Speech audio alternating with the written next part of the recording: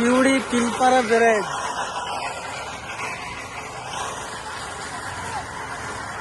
Suri Tilpara bridge no entry লেগে গেল। তার কারণ দেখাচ্ছি আমি। কঠিন অবস্থা ব্রিজের, নো এন্ট্রি হয়ে গেল ব্রিজ।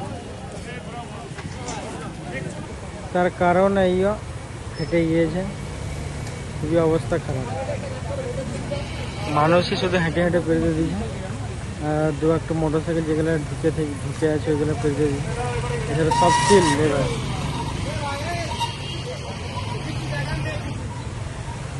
অবস্থা খুবই খারাপ।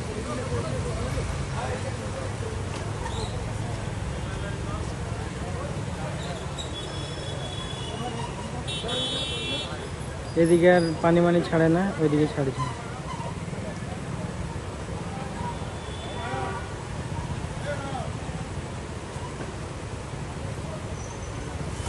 আপনারা কি দেখবেন, কি শুনবেন, কিছু করতে পারবেন আপনারা?